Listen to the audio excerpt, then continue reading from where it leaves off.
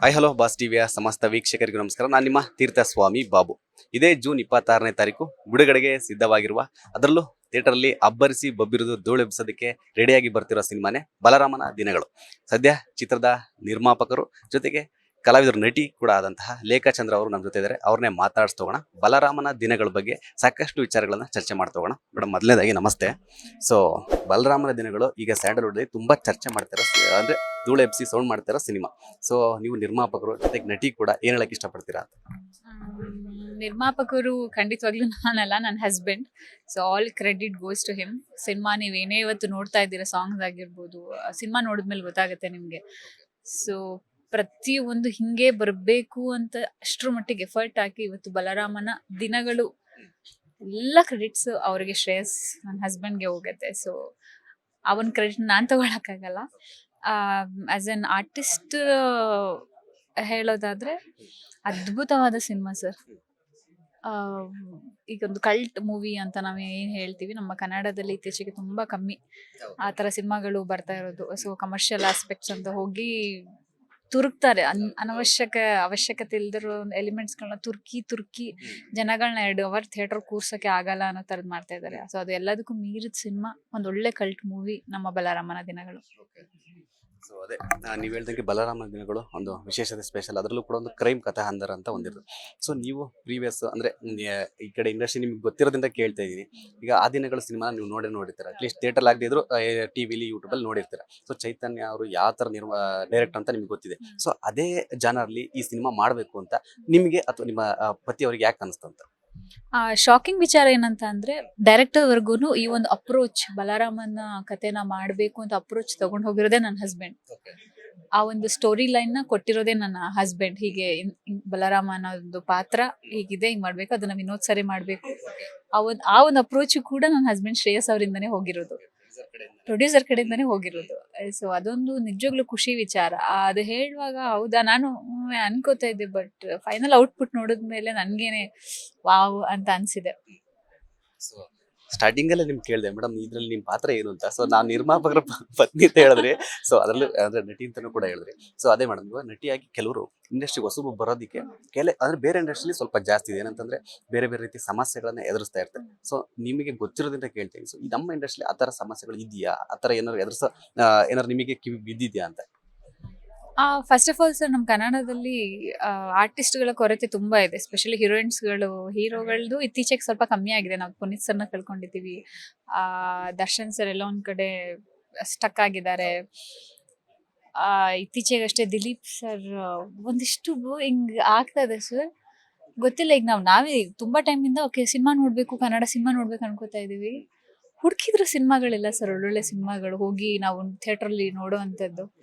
ತುಂಬಾ ಎಷ್ಟು ಬೇಜಾರಾಗುತ್ತೆ ಅಂತಂದ್ರೆ ಇಲ್ವೇ ಇಲ್ಲ. ಇನ್ನು ಕನ್ನಡದಲ್ಲಂತೂ ಹೀರೋಯಿನ್ಸ್ಗಳಂತೂ ಇಲ್ವೇ ಇಲ್ಲ. ಒಂದಿಷ್ಟು ಜನ ಇದ್ದವರು ಅವಕಾಶಗಳ ಕೊರತೆಯಿಂದ ಬೇರೆ ಕಡೆ ಹೋಗಿದ್ದಾರೆ. ಅದನ್ನ ತಪ್ಪು ಅಂತಾನೂ ನಾನು ಹೇಳಲ್ಲ. ನಾನು ಇಲ್ಲಿ ಕೆಲಸ ಮಾಡಿರೋದ್ರಿಂದ ಎಷ್ಟು ಕೆಲಸ ಮಾಡಿದ್ರು ಅನ್ಕೊಂಡಿದ್ ಏನೋ ನಮ್ಮನ್ನ ನಾವು ಪ್ರೆಸೆನ್ಸ್ ಒಳ್ಳೆ ರೀತಿಯಲ್ಲಿ ತೋರ್ಸ್ಕೊಳ್ಳೋದಕ್ಕೂ ಕಷ್ಟ ಆಗೋಂತ ಸ್ಥಿತಿ ಇದೆ ಇಲ್ಲಿ. ಈ ಕಡೆ ಪ್ರೊಡಕ್ಷನ್ ತಪ್ಪು ಅಂತಾನು ನಾವು ಹೇಳಕ್ ಆಗಲ್ಲ, ಯಾಕಂದ್ರೆ ಅವ್ರಿಗೂ ರಿಟರ್ನ್ ಇಲ್ಲ ಅಲ್ವಾ. ಪ್ರೊಡಕ್ಷನ್ ಪಾಪ ಅವ್ರು ಇನ್ವೆಸ್ಟ್ ಮಾಡಿದ್ರು ರಿಟರ್ನ್ ಇಲ್ಲ. ಸೊ ನಾವು ನಮ್ಗೆ ಎಕ್ಸ್ಟ್ರಾ ಕೊಡೋದನ್ನು ಕೇಳಕ್ಕಾಗಲ್ಲ. ಸೊ ಆ ಒಂದು ಇದ್ರಿಂದ ಆಚೆ ಹೋಗ್ತಾ ಇದ್ದಾರೆ ನಮ್ಮ ಕನ್ನಡದ ಹೀರೋಯಿನ್ಸ್. ಅದ್ರಲ್ಲಿ ತಪ್ಪು ಅಂತಾನು ಏನಿಲ್ಲ. ಸೊ ಹಂಗಿದ್ದಾಗ ಎಷ್ಟು ಜನ ಇದ್ದಾರೋ ಅವ್ರನ್ನ ಒಳ್ಳೆ ರೀತಿಯಲ್ಲಿ ಬಳಸ್ಕೊಳ್ಳಿ ಅಂತ ನಾನು ಹೇಳ್ತೀನಿ.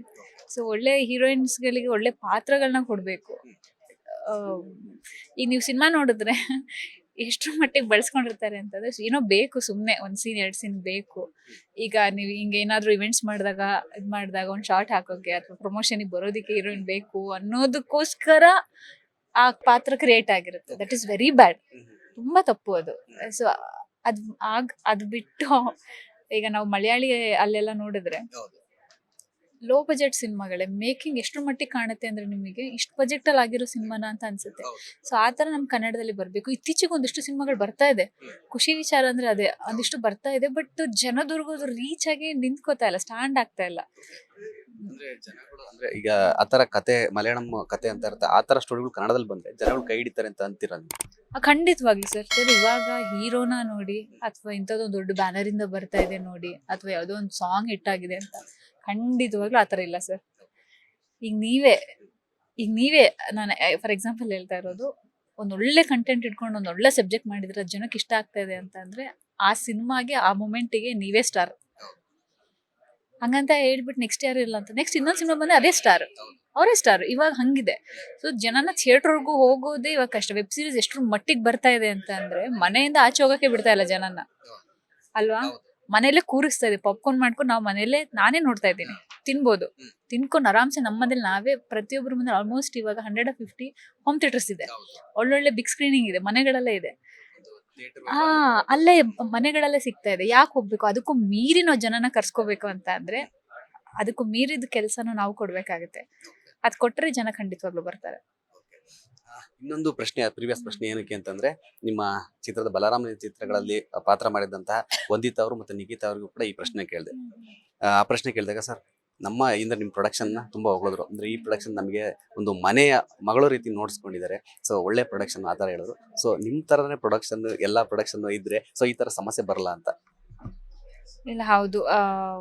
ನಮ್ಮ ಪ್ರೊಡಕ್ಷನ್ ಇಂದ ಪದ್ಮಾವತಿ ಪ್ರೊಡಕ್ಷನ್ ಇಂದ ಆರ್ಟಿಸ್ಟ್ಗಳಿಗಾಗಿರ್ಬೋದು, ಟೆಕ್ನಿಷಿಯನ್ಸ್ಗಾಗಿರ್ಬೋದು ಪ್ರೊವೈಡ್ ಎಷ್ಟು ಚೆನ್ನಾಗಿ ಮಾಡಿದ್ದಾರೆ ಅಂದ್ರೆ ಎಷ್ಟೊಂದ್ ಕಡೆ ನಾನು ಕ್ವೆಶ್ಚನ್ ಮಾಡಿರೋದುಂಟು. ಇಷ್ಟ ಅವಶ್ಯಕತೆ ಇಲ್ಲ ಅನ್ಸುತ್ತೆ ಅಂತ ನಾನೇ ಹೇಳಿದೀನಿ. ಬಟ್ ಆದ್ರೂ ಅವ್ರಿಗೆ ಎಲ್ಲೂ ಯಾರಿಗೂ ಕಮ್ಮಿ ಆಗಕ್ ಬಿಟ್ಟಿಲ್ಲ ಸರ್. ಎಲ್ರಿಗೂ ಏನೇನ್ ಬೇಕು, ನೀಡ್ಫುಲ್ ಏನೇನಿದೆ ಪ್ರತಿಯೊಂದು ಸೆಟ್ಟಲ್ ಆಗಿರ್ಬೋದು, ಸಿನಿಮಾ ಮುಗಿದ ಮೇಲೆ ನಾವು ಪ್ರಮೋಷನ್ ಇವೆಂಟ್ಸ್ ಎಲ್ಲದಕ್ಕೂ ಪ್ರತಿಯೊಂದು ಎಷ್ಟ್ರ ಮಟ್ಟಿಗೆ ಇನ್ಚಾರ್ಜ್ ತಗೊಂಡು ಮಾಡ್ತಾ ಇದ್ದಾರೆ ಕೆಲಸ ಆಗಿರ್ಬೋದು, ಅವ್ರನ್ನ ನೋಡ್ಕೊಳ್ಳೋದಾಗಿರ್ಬೋದು ಅಂತಂದ್ರೆ ನೀವು ಅವ್ರು ಮಾತಾಡ್ಸಿದಾಗ ನೀವೇ ಹೇಳಿದ್ರಿ, ಕೇಳ್ತಾ ಇದಿರತ್ತೆ. ಪದ್ಮಾವತಿ ಪ್ರೊಡಕ್ಷನ್ ಇಂದ ಅಷ್ಟು ಚೆನ್ನಾಗಿ ಎಲ್ರು ಹಾಸ್ಪಿಟಾಲಿಟಿ ಟ್ರೀಟ್ಮೆಂಟ್ ಅಷ್ಟು ಚೆನ್ನಾಗಿ ಎಲ್ರಿಗೂ ಸಿಕ್ಕಿದೆ. ಸೊ ನನ್ಗೆ ಎಷ್ಟೊಂದ್ಸರಿ ನಾನು ಕೇಳಿದ್ದೀನಿ, ಹಿಂಗೆಲ್ಲ ಇರಲ್ಲ, ಇಷ್ಟೊಂದು ಅವಶ್ಯಕತೆ ಇಲ್ಲ, ಯಾಕೆ ಇಷ್ಟೊಂದು ಮಾಡ್ತಾ ಇದ್ದೀರಾ ಇನ್ವೆಸ್ಟ್, ಅದೇ ನಾನು ದುಡ್ಡಿನ ವಯಸ್ಸು ಹೇಳಿದ್ದು ಅಂತ ನಾನು ಕೇಳಿರೋದುಂಟು. ಯಾಕೆಂದ್ರೆ ನಾನು ಕೆಲಸ ಮಾಡಿರೋದ್ರಿಂದ ಇಷ್ಟೊಂದೆಲ್ಲ ಇರಲ್ಲ, ನನಗೆ ಗೊತ್ತಲ್ವಾ ಎಲ್ಲಿ ಎಷ್ಟು ಪ್ರೊವೈಡ್ ಮಾಡ್ತಾರೆ ಎಷ್ಟಿದು ಅಂತ. ಎಲ್ಲೋ ಒಂದ್ ಕಡೆ ಕೇಳಿದುಂಟು. ಅದಾದ್ಮೇಲೆ ನನಗೆ ಖುಷಿನೂ ಆಯ್ತು. ಓಕೆ, ಸಮ್ವೇರ್ ಎಲ್ಲೋ ಒಂದ್ ಕಡೆ ನಾನು ಮಿಸ್ ಮಾಡ್ಕೊಂಡಿದ್ದೆ, ನಾನು ಇದನ್ನೆಲ್ಲ ಕ್ವೆಶ್ಚನ್ ಮಾಡಿದ್ದೀನಲ್ವ ಬೇರೆ ಪ್ರೊಡಕ್ಷನ್ ಅಲ್ಲಿ, ಇದ್ ಬೇಕು ಹಿಂಗ್ ಬೇಕು ಅನ್ನೋದು. ಅದು ನಮ್ ಕೇಳ್ದೆ ನಮ್ ಪ್ರೊಡಕ್ಷನ್ ಇಂದ ಆಗ್ತಾ ಇದೆ ಅಂದಾಗ ಎಲ್ಲೋ ಒಂದ್ ಕಡೆ ಖುಷಿ ಆಯ್ತು. ಹೌದು, ಈ ಚೇಂಜಸ್ ಎಲ್ಲಾ ಕಡೆ ಆದ್ರೆ ನಮ್ ಕನ್ನಡದ ಆರ್ಟಿಸ್ಟ್ಗಳು ಇಲ್ಲೇ ಉಳ್ಕೊಂತಾರೆ, ನಮಗೋಸ್ಕರ ಕೆಲಸ ಮಾಡ್ತಾರಲ್ವಾ ಅಂತ ನನಗೆ ಅನ್ನಿಸ್ತು. ಇದ್ರ ನಡುವೆ ಇನ್ನೊಂದೇನಂತಂದ್ರೆ, ಒಂದು ಪ್ರೊಡಕ್ಷನ್ ಅಲ್ಲಿ ಸಿನಿಮಾ ಮಾಡ್ತೀವಿ, ಅದನ್ನ ತೆರೆಗೆ ಜನರಿಗೆ ತಲುಪಿಸೋದೇ ತುಂಬಾ ಚಾಲೆಂಜಸ್ ಆಗಿದೆ ಇವಾಗ ಎಲ್ರಿಗೂ ಕೂಡ. ಒಂದ್ ಕಡೆ ಏನಂತಂದ್ರೆ ಅದ್ದೂರಿಯಾಗಿ ಮಾಡಿರ್ತೀವಿ, ಇಲ್ಲ ಒಂದು ಸ್ಮಾಲ್ ಬಜೆಟ್ ಅಲ್ಲಿ ಮಾಡಿದ್ರು ಕೂಡ ಥಿಯೇಟರ್ ಜನನ ಕರ್ಸೋದೇ ಈಗ ಪ್ರೊಡ್ಯೂಸರ್ಗೆ ಆಗಿರ್ಬೋದು, ಡೈರೆಕ್ಟರ್ ಆಗಿರ್ಬೋದು, ಎಲ್ರಿಗೂ ಕೂಡ ಸಮಸ್ಯೆ ಆಗಿದೆ. ಸೊ ನಿಮ್ಮ ಪ್ಲಾನ್ ಈ ಬಲರಾಮನ ದಿನಗಳಿಗೆ ಯಾವ ತರ ಇದೆ ಅಂತ? ಸರ್, ಸದ್ಯಕ್ಕೆ ಇರೋದೇ ತಲೆಯಲ್ಲಿ ಜನಕ್ಕೆ ರೀಚ್ ಮಾಡೋ ಕೆಲಸ. ಸಿನಿಮಾನ ಈಗ ಪ್ರಮೋಷನ್ ಅದ್ದೂರಿಯಾಗಿ ಮಾಡ್ಬಿಟ್ವಿ ಅನ್ನೋ ಕಾರಣಕ್ಕೆ ಹಿಟ್ ಆಗ್ಬಿಡುತ್ತೆ ಅನ್ನೋ ನಂಬಿಕೆ ನನಗಂತೂ ಖಂಡಿತವಾಗ್ಲಿಲ್ಲ ಸರ್. ಇತ್ತೀಚಿನ ದಿನಗಳಲ್ಲೇ ಪ್ಯಾನ್ ಇಂಡಿಯಾ ಲೆವೆಲ್ ಸೌಂಡ್ ಮಾಡಿರೋ ಸಿನಿಮಾನು ಅಷ್ಟ್ರ ಮಟ್ಟಿಗೆ ಹೋಗ್ದಿರೋದನ್ನ ನಾವು ನೋಡಿದೀವಿ. ಸೊ ಬಟ್ ಪ್ರಮೋಷನ್ ಏನಕ್ಕೆ ಬೇಕು ಅಂತ ಅಂದ್ರೆ, ಈಗ ಬಲರಾಮ ಅನ್ನೋಂಥದ್ದೊಂದು ಸಿನಿಮಾ ಜನಕ್ಕೆ ಬರ್ತಿದೆ ಅಂತ ಗೊತ್ತಾದ್ರೆ ತಾನೇ ಥಿಯೇಟ್ರಿಗೆ ಬರೋದು. ಈಗ ಅದು ನಾವು ರೀಚ್ ಮಾಡಾದ್ಮೇಲೆ ಬರ್ತಾರೋ ಬಿಡ್ತಾರೋ ಅದು ನಮ್ ಅದೃಷ್ಟ, ನಮ್ ಲಕ್. ಸೊ ನಾವ್ ಇಂಥದ್ದೊಂದು ಸಿನಿಮಾ ಬರ್ತಾ ಇದೆ ಅಂತಾನೆ ನಾವು ಜನಕ್ಕೆ ತಲುಪಿಸಿಲ್ಲ ಅಂತ ಅಂದ್ರೆ ಅದು ನಮ್ದೇ ತಪ್ಪಾಗುತ್ತೆ. ನಾವು ಜನಗಳನ್ನ ಥಿಯೇಟ್ರಿಗೆ ಬರ್ತಾ ಇಲ್ಲ, ಹಂಗ್ ಮಾಡ್ತಾ ಇಲ್ಲ, ಕನ್ನಡ ಸಿನಿಮಾ ನೋಡ್ತಾ ಇಲ್ಲ. ಅದನ್ನ ಮಾಡಿನೂ ಅದಾದ್ರೆ ಒಳ್ಳೆ ಸಿನಿಮಾ, ಅವಾಗ ಮೇ ಬಿ ಆಡಿಯನ್ಸಿಗೆ ಹಿಂಗೆ ಹೇಳೋದು ಸರಿ. ಬಟ್ ಎಲ್ಲಾ ಟೈಮಲ್ಲೂ ನಾವು ಜನಕ್ಕೆ ರೀಚ್ ಮಾಡದೆ, ಜನಕ್ಕೆ ಏನ್ ಬೇಕು ಇಂಥದ್ದೊಂದಿದೆ, ಒಳ್ಳೆ ಕಂಟೆಂಟ್ ಸಿನಿಮಾ ಇದೆ ಬಂದು ನೋಡಿ ಅಂತ ನಾವು ಅವರಿಗೆ ಇನ್ವಿಟೇಷನ್ ಕೊಡದೆ ಬರ್ತಾ ಇಲ್ಲ ಅಂತ ಜನನನ್ನು ದೂಷಿಸೋದು ತುಂಬಾ ತಪ್ಪು. ಸೊ ಆ ಒಂದು ಪ್ರಯತ್ನದಲ್ಲಿ ಖಂಡಿತ ನಮ್ ಟೀಮ್ ಚೆನ್ನಾಗಿ ವರ್ಕ್ ಮಾಡ್ತಾ ಇದ್ದಾರೆ. ಇನ್ನ ನಮ್ಮ ಬಾಸ್ ಟಿವಿದೊಂದು ಪ್ರತಿ ಚಿಟ್ಚಾಟ್ ಪ್ರತಿ ಇಂಟರ್ವ್ಯೂ ಒಂದು ಸ್ಪೆಷಲ್ ಕ್ವಶನ್ ಇರುತ್ತೆ. ಸೊ ಬ್ಯೂಟಿಫುಲ್ ಈ ತರ ವುಮೆನ್ ಕಂಡಷ್ಟೇ ಕೇಳ್ತೀವಿ. ಸೊ ಆಮೇಲೆ ನೀವು ನಾನು ಪ್ರೊಡ್ಯೂಸರ್ ವೈಫ್ ನನ್ ಕೇಳ್ಬೇಡಿ ಅಂತ ನೀವು ಹೇಳ್ಬೇಡಿ. ನಾನು ಪ್ರೊಡ್ಯೂಸರ್ ವೈಫ್ ಆಗೋಕ್ ಮುಂಚೆ artist, still I on artist. So ನೀವು ಖಂಡಿತವಾಗ್ಲೂ ಕೇಳ್ಬೋದು. ಅದೇ ಉದ್ದೇಶಕ್ಕೆ ಕೇಳ್ತಾ ಇದ್ದೀನಿ. ಇವಾಗ ನಟಿಯಾಗಿ ಬರ್ಬೇಕು ಅಂದ್ರೆ ನಿಮಗೂ ಗೊತ್ತಿದೆ ಯಾವ ತರ ಪ್ರಿಪರೇಷನ್ ಇರ್ಬೇಕು, ಆಕ್ಟಿಂಗ್ ವೈಸ್ ಆಗಿರ್ಬೋದು ಅಥವಾ ಫಿಟ್ನೆಸ್ ವೈಸ್ ಆಗಿರ್ಬೋದು, diet, food, health, skin care, ಇದೆಲ್ಲ ಸಾಕಷ್ಟು ಇಂಪಾರ್ಟೆನ್ಸ್ ಕೊಡ್ಲೇಬೇಕಾಗುತ್ತೆ, ಅದರಲ್ಲೂ ನಟಿಯವರು. ಸೊ ನೀವು ಎಂಟ್ರಿ ಕೊಟ್ಟಾಗಿರ್ಬೋದು, ಇವಾಗ ಆಗಿರ್ಬೋದು, ನಿಮ್ಮ ಡೈಲಿ ರೊಟೀನು ಮತ್ತೆ ಇದಕ್ಕೆಲ್ಲ ಪ್ರಿಕಾಕ್ಷನ್ ಕಾಳಜಿಗಳು ಏನೇನ್ ಮಾಡ್ತೀರಾ? ಟು ಬಿ ಆನೆಸ್ಟ್, ನಾನು ನಿಮ್ಗೊಂದು ಹೇಳ, ನಾನು ಚೈಲ್ಡ್ಹುಡ್ ಇಂದ ಅನ್ಕೊಂಡಿದ್ದು. ಸೊ ಚಿಕ್ಕ ವಯಸ್ಸಲ್ಲಿ ನಾನು ಅನ್ಕೊಂತ ಇದ್ದಿದ್ದು, ಓಕೆ ಸಿನಿಮಾ ನೋಡಿದಾಗ ಹೀರೋಯಿನ್ಸ್ ಎಲ್ಲ ನೋಡಿದಾಗ ಅರೆ ವಾ ಇವ್ರು ಎಷ್ಟು ಚಂದ ರೆಡಿ ಆಗ್ತಾರೆ, ಮೇಕಪ್ ಹಾಕ್ತಾರೆ, ಹೇರ್ ಸ್ಟೈಲ್ ಇರ್ತಾರೆ, ಅವ್ರ ಹಿಂದೆ 2-3 ಜನ ಇರ್ತಾರೆ ರೆಡಿ ಮಾಡ್ತಾ ಇರ್ತಾರೆ, ಅದಕ್ಕೆ ಅವರೆಲ್ಲ ಅಷ್ಟು ಚೆನ್ನಾಗಿ ಕಾಣ್ತಾರೆ ಅಂತ ನಂದು ಮೈಂಡ್ ಸೆಟ್ ಇದ್ದಿದ್ದು. ಸೊ ಇಂಡಸ್ಟ್ರಿ ಬಂದ್ಮೇಲೆ ಅಥವಾ ನಾನು ಮೆಚುರಿಟಿ ಬಂದ್ಮೇಲೆ ನನಗನ್ಸಿದ್ದು ನೋ, ಇದು ತಪ್ಪು. It's all about food, what we eat ಅದು ಹೊರಗಡೆ ರಿಫ್ಲೆಕ್ಟ್ ಆಗುತ್ತೆ ಅನ್ನೋದು. ನಮ್ಮ ಹೆಲ್ತ್ ಫಿಟ್ನೆಸ್ ಆಗಿರ್ಬೋದು, ತಿನ್ನೋದಾಗಿರ್ಬೋದು, ಅದ್ರ ಮೇಲೆ ನಾವು ಹೆಂಗ್ ಕಾಣಿಸ್ತೀವಿ ಅನ್ನೋದು ಬರುತ್ತೆ ಅಂತ ಬಂತು. ಅದಾದ್ಮೇಲೆ ಸರ್ ಇತ್ತೀಚೆಗೆ ಒಂದಿಷ್ಟು ಟೈಮ್ ಇಂದ ನನಗೆ ರಿಯಲೈಸ್ ಆಗಿದ್ದು ಅದೆಲ್ಲದಕ್ಕೂ ಮೀರಿದ್ದು ನಮ್ಮ ಮೈಂಡ್ ಸೆಟ್ ಪೀಸ್.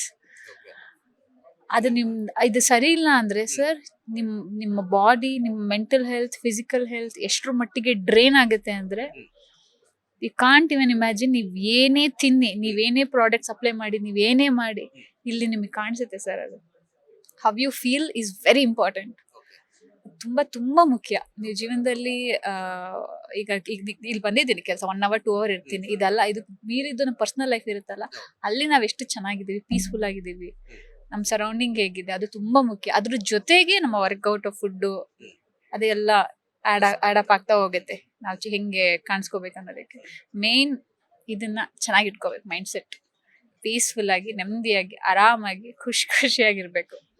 ಇದು ನನ್ನ ಜರ್ನಿ. ಚಿಕ್ಕ ವಯಸ್ಸಿಂದ ಓಕೆ ಮೇಕಪ್ ಹಾಕಿದ್ರೆ ಚೆನ್ನಾಗಿರ್ತೀವಿ, ಇಲ್ಲ ಚೆನ್ನಾಗಿ ತಿಂದ್ರೆ ಚೆನ್ನಾಗಿರ್ತೀವಿ, ಎಲ್ಲದಕ್ಕೂ ಮೀರಿದ್ದು ನಮ್ದು ಇದು ಮೆಂಟಲ್ ಹೆಲ್ತ್ ಚೆನ್ನಾಗಿದ್ರೆ ಮಿರರ್ ಮುಂದೆ ನಿಂತ್ಕೊಂಡ್ರೆ ನಮಗೆ ನಾವು ತುಂಬಾ ಸುಂದರವಾಗಿ ಕಾಣಿಸ್ತೀವಿ. ಅದು ಸರಿ ಇಲ್ವಾ? ನೀವು ನಿಂತ್ಕೊಳ್ಳಿ ಮಿರರ್ ಮುಂದೆ, ನಮ್ಮನ್ನ ನಾವು ನೋಡ್ಕೊಳ್ಳಕ್ಕೆ ಆಗಲ್ಲ. ಸೊ ಅದೇ ಈ ಜೂನ್ 26ಕ್ಕೆ ಬಲರಾಮನ ದಿನಗಳು ತರ ಥಿಯೇಟರ್ ಫುಲ್ ಸೌಂಡ್ ಮಾಡೋದಕ್ಕೆ ಬರ್ತೀನಿ. ರಿಲೀಸ್ಗಿನ ಮುಂದೆ ಸಾಕಷ್ಟು ಸೌಂಡ್ ಮಾಡ್ತಿದೆ ಎಲ್ಲ ಕಡೆ. ಸೊ ವಿನೋದ್ ಪ್ರಭಾಕರ್ ನಟ ಅವ್ರು ಒಂದ್ ಕಡೆ ಆದ್ರೆ, ಪ್ರೊಡಕ್ಷನ್ ಹೌಸ್ ನಿಮ್ದು ಒಂದ್ ಕಡೆ ಆದ್ರೆ, ಎಲ್ಲ ಆಕ್ಟರ್ಸ್ ಅಂದ್ರೆ ಆ ಒಂದು ಸ್ಟೋರಿನೂ ಕೂಡ ಎಲ್ಲದೂ ಕೂಡ ಇಂಪಾರ್ಟೆಂಟ್ ಆಗಿದೆ. ಸೊ ಫೈನಲಿ ಕನ್ನಡ ಪ್ರೇಕ್ಷಕರಿಗೆ ಏನ್ ಹೇಳಕ್ ಇಷ್ಟಪಡ್ತೀರಾ? ಒಂದೊಳ್ಳೆ ಸಿನಿಮಾ, ಒಂದೊಳ್ಳೆ ಕಲ್ಟ್ ಮೂವಿ. ಆಯ್ತು, ನಾವು ಮನೆಯಲ್ಲಿ ಆಗ್ಲಿ OTT ಕುತ್ಕೊಂಡು ನೋಡಕ್ ಆಗಲ್ಲ ಅಂತಲ್ಲ, ಕೆಲವೊಂದು ಸಿನಿಮಾಗಳನ್ನ ನಾವು ಬಿಗ್ ಸ್ಕ್ರೀನ್ ಅಲ್ಲೇ ಎಕ್ಸ್ಪೀರಿಯನ್ಸ್ ಮಾಡ್ಬೇಕಾಗತ್ತೆ. ಮಿಸ್ ಮಾಡ್ಕೊಂಡ್ಬಿಟ್ವಾ ಅನ್ನೋ ಫೀಲ್ ಬರಬಾರ್ದಲ್ವಾ? ಸೊ ಆ ತರದೊಂದು ಸಿನಿಮಾ ನಮ್ಮ ಬಲರಾಮನ ದಿನಗಳು. ಸೊ ಯಾರು ಮಿಸ್ ಮಾಡ್ಕೊಳ್ದೆ, ನಿಮ್ಗೆ ಇಷ್ಟ ಆದ್ರೆ ನೋಡಾದ್ಮೇಲೆ ಇನ್ನೊಮ್ಮೆ ನೋಡಿ, ಫ್ರೆಂಡ್ಸು, ಫ್ಯಾಮಿಲಿ ಸಜೆಸ್ಟ್ ಮಾಡಿ ಹೋಗಿ ನೋಡಿ ಅಂತ ಹೇಳಿ. ಕನ್ನಡ ಸಿನಿಮಾಗಳಿಗೆ ಆಡಿಯನ್ಸ್ ಅವಶ್ಯಕತೆ ತುಂಬಾ ಇದೆ. ಸೊ ಥಿಯೇಟ್ರಿಗೆ ಬಂದು ನೋಡಿ ಅಂತ ನಾನು ಕೇಳ್ಕೊತೀನಿ. ಯಾಕೆಂದ್ರೆ ಒಂದು ಒಳ್ಳೆ ಸಿನಿಮಾ ಬಂದು ನೋಡಿದ್ರೆ ಖಂಡಿತವಾಗ್ಲೂ ಎಲ್ರಿಗೂ ಇಷ್ಟ ಆಗುತ್ತೆ. ಸೊ ಇಷ್ಟೊತ್ತು ನಿಮ್ಮ ಟೈಮ್ ಕೊಟ್ಟು ನಾವು ಬಾಸ್ ಟಿವಿ ಜೊತೆ ಸಾಕಷ್ಟು ವಿಚಾರಗಳನ್ನ ಹಂಚ್ಕೊಂಡ್ರಿ. ನಾನೊಂದು ಪ್ರಶ್ನೆ ಕೇಳಲ್ಲ, ಬಾಸ್ ಅಂತ ಯಾಕೆ ಇಟ್ಕೊಂಡಿದ್ದೀರಾ? ಬಾಸ್ ಅಂತಂದ್ರೆ ನಮ್ಮ ಕನ್ನಡದಲ್ಲಿ ಬಾಸ್ ಅಂತ ಅಂದ್ರೆ ಅದಕ್ಕೆ ಒಬ್ರಿದ್ದಾರೆ. ಐ ಡೋಂಟ್ ನೋ, ನೀವೇನೇನೋ ತಪ್ಪಾಗಿ ತಗೋಬಾರ್ದು, ನಂಗೆ ಗೊತ್ತಿಲ್ಲ, ಸುಮ್ನೆ ಹೇಳ್ತಾ ಇದೀರಿ. ಬಾಸ್ ಅಂತಾನೆ ನಮ್ ಕನ್ನಡದಲ್ಲಿ ಒಬ್ರಿದ್ದಾರೆ. ಸೊ ಇದ್ರ ಮೇಲೆ ಇಟ್ಕೊಂಡಿದೀರಾ ಅಥವಾ ಬೇರೆ ಏನಾದ್ರು ಇದೆಯಾ ಅದಕ್ಕೆ ಫಾರ್ ದ ಫಸ್ಟ್ ಟೈಮು ಅಂದ್ರೆ ವಿಡಿಯೋದಲ್ಲಿ ಕೇಳ್ತಾ ಇರೋದು. ಸುಮಾರು ಜನ ಕೇಳಿದ್ರು ಆಫ್ ಕ್ಯಾಮ್ರಾ, ಆನ್ ಕ್ಯಾಮ್ರಾ ನೀವೇ ಕೇಳ್ತಾ ಇರೋದು. ಖಂಡಿತ ಇದೆ, ಬಾಸ್ ಅಂತ ಇದೆ, ಬಟ್ ಅವರಿಗೂ ಇವರಿಗೂ ಸಂಬಂಧ ಇಲ್ಲ. ಅಂದ್ರೆ ಯಾರನ್ನ ನೀವು ಬಾಸ್ ಅಂತ ಕರೀತಾರೆ ಅಂತಲ್ಲ, ಆ ವ್ಯಕ್ತಿಗೂ ನಮ್ಮ ಬಾಸ್ ಟಿವಿಗೂ ಯಾವುದೇ ಸಂಬಂಧ ಇಲ್ಲ. ಬಾಸ್ ಅಂತಂದ್ರೆ ಈಗ ಎಲ್ಲಾ ಇದಕ್ಕೊಂದು ಬಾಸ್ ಇರ್ತಾರೆ ಗೊತ್ತಾ? ಇವಾಗ ನಿಮ್ ಪ್ರೊಡಕ್ಷನ್ ಹೌಸ್ಗೆ ಬಾಸ್ ಯಾರು? ನಿಮ್ಮ ಹಸ್ಬೆಂಡ್. ಈಗ ಒಂದು ಕಂಪ್ನಿಗೆ ಬಾಸ್ ಯಾರು? ಮೇನ್ ಯಾರು ಇರ್ತಾರೆ? ಸೊ ಆ ತರ ಅದೇ ನಾವೊಂದು ಬಾಸ್ ತರ, ಒಂದು ಸಮಾಜದಲ್ಲಿ ಬಾಸ್ ತರ ಒಂದು ಒಳ್ಳೆ ಕೆಲಸ ಮಾಡೋಣ ಅನ್ನೋ ತರ ಬಾಸ್ ಇಟ್ಟಿದ್ವಿ. ಈಗ ಬಾಸ್ ಅಂದ ತಕ್ಷಣ ಎಲ್ರಿಗೂ ಕೂಡ ಬೇಗ ರೀಚ್ ಕೂಡ ಆಗುತ್ತೆ. ಸೊ ಆ ಉದ್ದೇಶದಿಂದ ಬಾಸ್ ಅಂತ ಇಟ್ಟು. That's good. ಒಳ್ಳೆದೇ. ನಮ್ ಕನ್ನಡ ಇಂಡಸ್ಟ್ರಿ ಒಂದ್ ಒಳ್ಳೆ ಬಾಸ್ ಇದ್ದಾರೆ. ನಿಮ್ದು ಒಂದು ಒಳ್ಳೆ ಚಾನೆಲ್ ಬಾಸ್ ಇದೆ. That's good. ಸೌಂಡಿಂಗ್ ಆಕ್ಚುಲಿ ತುಂಬಾ ಚೆನ್ನಾಗಿದೆ, ಅದಕ್ಕೆ ಕೇಳಿದೆ. Best wishes to boss channel. Thank you so much. ನಿಮಗೂ ಅಷ್ಟೇ, ಇಷ್ಟೊತ್ತು ಬಾಸ್ ಇರುತ್ತೆ ಸಾಕಷ್ಟು ವಿಚಾರಗಳನ್ನ ಹಂಚ್ಕೊಂಡ್ರಿ. ಬಲರಾಮನ ದಿನಗಳು ಚಿತ್ರದ ಬಗ್ಗೆ ಆಗಿರ್ಬೋದು, ನಿಮ್ಮ ಪ್ರೊಡಕ್ಷನ್ ಹೌಸ್ ಬಗ್ಗೆ ಆಗಿರ್ಬೋದು, ಎಲ್ಲದೂ ಕೂಡ ವಿಚಾರ ಹಂಚ್ಕೊಂಡ್ರಿ. ನಿಮಗೂ ಅಷ್ಟೇ, ಬಲರಾಮನ ಚಿತ್ರತಂಡಕ್ಕೂ ಅಷ್ಟೇ, ನಿಮ್ಮ ಪ್ರೊಡಕ್ಷನ್ಗೂ ಅಷ್ಟೇ ಆಲ್ ದ ಬೆಸ್ಟ್. ಒಳ್ಳೇದಾಗಲಿ. ಇದೇ ತರ ಒಳ್ಳೊಳ್ಳೆ ಸಿನಿಮಾ ತೆಗೆದು ಕನ್ನಡಿಗರನ್ನ ಮನರಂಜಿಸಿ. All the best. Thank you. So ನೋಡಿದ್ರಲ್ಲ, ಇದಿಷ್ಟು ಬಲರಾಮನ ದಿನಗಳು ಚಿತ್ರದ ನಿರ್ಮಾಪಕರಾದಂಥ ಲೇಖಚಂದ್ರ ಅವರ ಮಾತು.